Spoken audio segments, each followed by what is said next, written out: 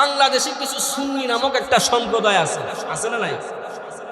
এরা নিজেদেরকে সুন্নি বলে দাবি করে, আশেকে রাসূল বলে দাবি করে। এরা মূলত আশেকে রাসূল না, এরা হলো বেদাতি সম্প্রদায়, ঠিক কিনা বলে? এরা ভারতের বেরেলি নামক স্থানে জন্মগ্রহণকারী ব্রিটিশ বেনিয়াদের দূষর আহমদ রেজা খান বেরলভীর অনুসারী। এদেরকে এই জন্য রেজভিও বলা হয়। এদের বিশ্বাস হলো, আকীদা হলো, নবী রসুল, বিশেষ করে আমাদের নবী মুহাম্মদুর রাসূলুল্লাহ সাল্লাল্লাহু আলাইহি সাল্লাম পৃথিবীর আদি অন্ত সকল অদৃশ্য বিষয়ে তিনি সব কিছু জানেন, শুনেন। বলেন নাউজুবিল্লাহ।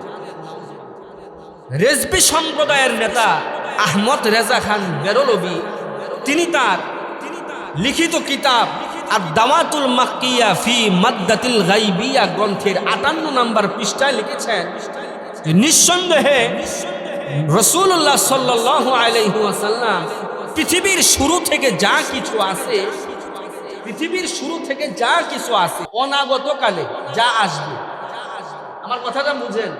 তিনি তার কিতাবের মধ্যে লিখেছেন পৃথিবীর শুরু থেকে যা কিছু আছে, অনাগত কালে যা কিছু আসবে, আমাদের নবী সব কিছু জানেন, সব কিছু শুনেন, সব কিছু প্রত্যক্ষ করেন। বলেন নাউজুবিল্লাহ। এই আকীদা বিশ্বাস যারা পোষণ করবে, এই আকীদার যারা লালন করবে, এরা হলো মূলত ইশরাক ফি ইলমিল্লাহ, আল্লাহর ইলমের সঙ্গে শিরক করে। কারণ এরা যে আকীদা বিশ্বাস করে, এই ব্যাপারে কোরআন এবং হাদিসের মধ্যে সুস্পষ্ট বর্ণনা আছে। আল্লাহ পাক বলেছেন, কুল লা ইয়ালামু মান ফিস সামাওয়াতি ওয়াল আরদিল গায়বা ইল্লাল্লাহ। নবী আপনি বলেন, আকাশমণ্ডলী এবং পৃথিবীর মধ্যে যা কিছু আছে, আমি আল্লাহ ব্যতীত কেউ কোনো গায়েব জানে না। আল্লাহ বলছেন, ওয়া ইনদাহু মাফাতিহুল গায়বি লা ইয়ালামুহা ইল্লাহু ওয়া ইয়ালামু মা ফিল বাররি ওয়াল বাহর। আল্লাহ বলছেন, অদৃশ্যের পুঞ্জি তো আমার কাছে, গায়েবের পুঞ্জি তো আমার কাছেই রয়েছে, আমি ছাড়া তা কেউ জানে না। স্থলে এবং জলে যা কিছু আছে সব কিছু সম্পর্কে আমি আল্লাহ। আল্লাহ বলছেন, ওয়ালা আকুলু লাকুম ইনদি খাযাইনুল্লাহ ওয়ালা আ'লামুল গায়বা ওয়ালা আকুলু ইন্নী মালাক। আল্লাহ বলছেন, নবী আপনি বলে দেন, নবীর জবান দিয়া বলাইছে। আল্লাহ বলছেন নবীকে দিয়ে, নবী বলছেন, আমি বলি না যে আল্লাহর ধনভাণ্ডার আমার কাছে আছে, আমি গায়েব সম্পর্কে অবগত নই। ওয়ালা কুলু ইন্নী মালাক, আমি এও বলি না যে আমি ফেরেশতা।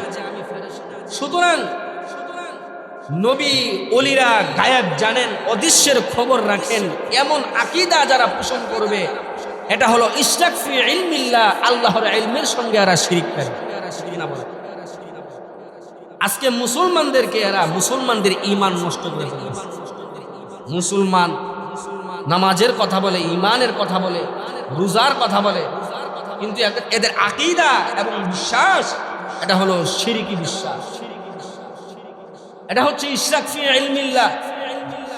তাহলে প্রথম একটা হলো ইশরাক ফি জাতিল্লাহ, আল্লাহর জাতের সঙ্গে শিরক, যেটা প্রকাশ্য করে একাধিক ইলা বিশ্বাস করে, দেবদেবীর বিভিন্ন দেবদেবীর পূজা অর্চনা করে। কথা বুঝে আসুনি? আপনারা বুঝতেছেন না কথা? এটাকে বলে ইশরাক ফি জাতিল্লাহ। ইশরাক ফি ইলমিল্লাহ, আল্লাহর ইলমের সঙ্গে শিরক, যেটা পৃথিবীর মধ্যে, ভূমণ্ডলে, আকাশমণ্ডলে, পরকালে যত হাজির নাজির, যত গায়েব আছে, অজানা আছে, সব কিছু সম্পর্কে জানেন কি? এই বিশ্বাস যদি কেউ বলে যে নবী অথবা কোনো ওলিরা গায়েব জানে, ওই মানুষগুলা আল্লাহর ইলমের সঙ্গে শিরক করে। আল্লাহ বলছেন, এই ক্ষমতা পাওয়ার আমি কাউকে দেই না, এটা একমাত্র এই কুঞ্জিটা আমার কাছে আছে। 3 নাম্বার একটা শিরক হলো ইশরাক ফি কুদরতিল্লাহ, আল্লাহর কুদরতের সঙ্গে শিরক। এটা হলো আল্লাহর শক্তির সঙ্গে, ক্ষমতার সঙ্গে, ক্ষমতার ক্ষেত্রে কাউকে শরীক করা। যেমন লাভ ক্ষতির সাধনকারী কাউকে বিশ্বাস করা, এমন বিশ্বাস যে সে লাভ ক্ষতির সাধনকারী সম্পর্কে সে জানে, সে অবগত। লাভ ক্ষতি সাধনের অধিকারী সে। যেমন কারো কাছে রুটি রোজগার অথবা সন্তান সন্ততি কামনা করার প্রার্থনা করা, এটা হলো ইশরাক ফি কুদরতিল্লাহ। আমাদের বাংলাদেশে এমন মুসলমান আছে না নাই বলেন? আল্লাহ ছাড়া বিভিন্ন দরবারে গিয়া সন্তান চায় কি চায় না? বিভিন্ন কবিরাজের কাছে গিয়া সন্তান চায় কি চায় না? বলে আপনি না থাকলে তো আমি বাচ্চার মা হইতেমই না। ঠিক না? ঠিক বলে ইশরাক ফি কুদরতিল্লাহ, আল্লাহর শক্তির সঙ্গে শিরক।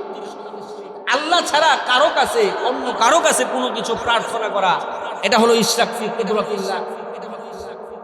নবী হাজের নাজির, কারো কাছে সন্তান সন্ততি কামনা করা, কারো কাছে টাকা পয়সা প্রার্থনা করা, কামনা করা, এই বিশ্বাস আকীদা যারা পোষণ করে লালন করে, এরা আল্লাহর সঙ্গে শিরিক করে। বলেন নাউজুবিল্লাহ।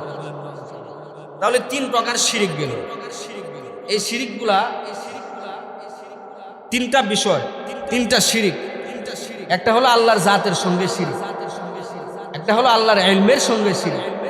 আল্লাহ ছাড়া কোনো গায়েব কেউ জানে না, এটা পোষণ করা যাবে। ইশরাক ফি কুদরতিল্লাহ, আল্লাহর শক্তির সঙ্গে শিরিক, অর্থাৎ আল্লাহ ছাড়া এই কাজ কারো করার ক্ষমতা, আল্লাহ ছাড়া এই কাজটা কেউ করতে পারবে বিশ্বাস করাটা শিরিক, আল্লাহর কুদরতের সঙ্গে। তাহলে ভাইয়ার আমার, শিরিক বুঝলেন তো? 3 প্রকার শিরিক। এবার আসুন, আমরা যে মুসলমান হওয়ার পরও আমরা কুফরি করে বলি, আমরা কুফরি কাজ করে বসি। কুফরি কাজগুলো, কুফর শব্দটা হচ্ছে ঢেকে রাখা, গোপন রাখা।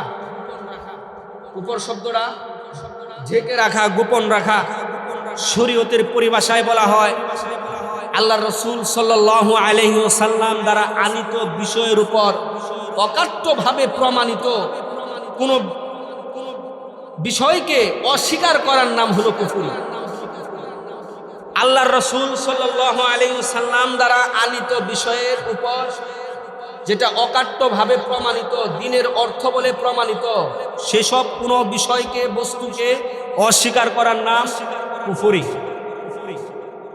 সোজা কথা, যেটা আল্লাহ রসুল সাল্লাল্লাহু আলাইহি সাল্লাম নিয়ে আসছেন, এটা প্রমাণ করেছেন, এটা দিনের কাজ, এটা বিধিবিধান, এই কাজগুলোকে অস্বীকার করার নাম কুফরি।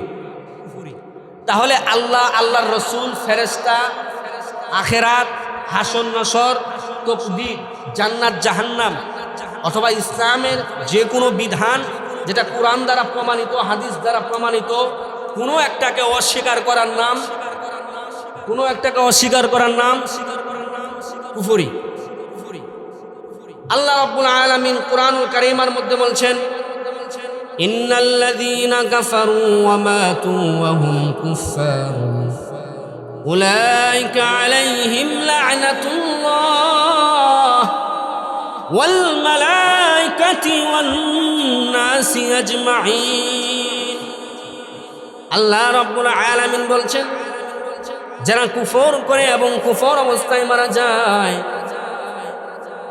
এই মানুষগুলাকে আল্লাহ রাব্বুল আলামিনের সকল ফেরেশতাগণ এবং সকল মানুষগুলো লানত করে যায়।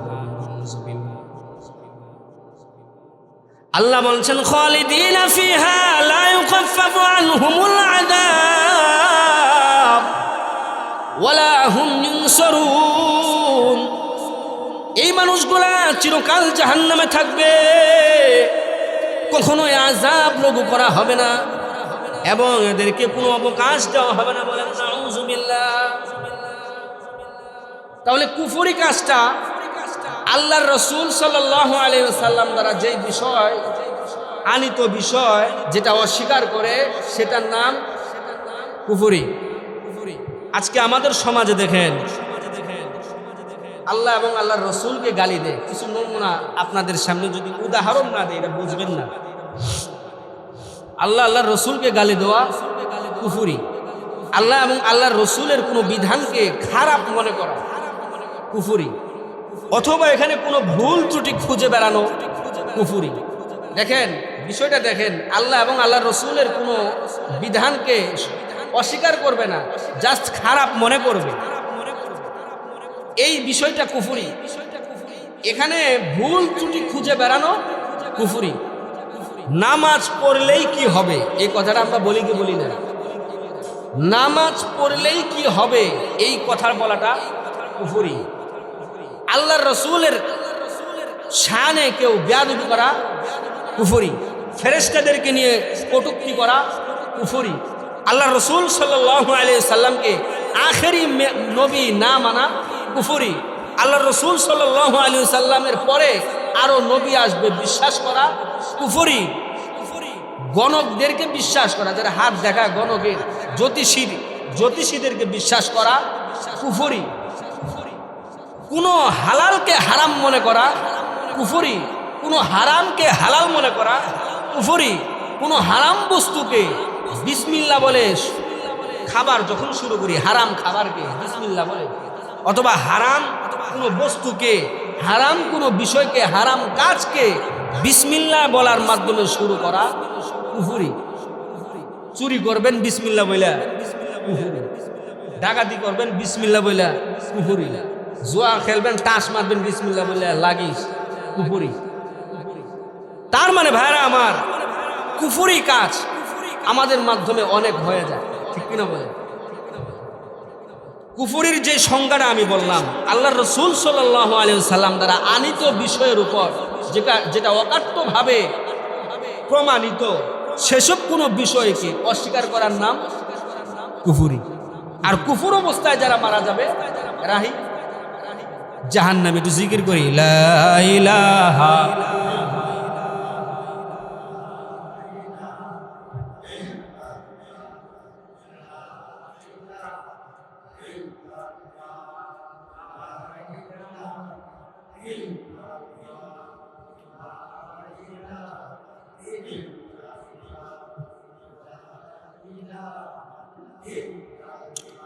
লা ইলাহা ইল্লাল্লাহু মুহাম্মাদুর রাসূলুল্লাহ সাল্লাল্লাহু আলাইহি ওয়াসাল্লাম।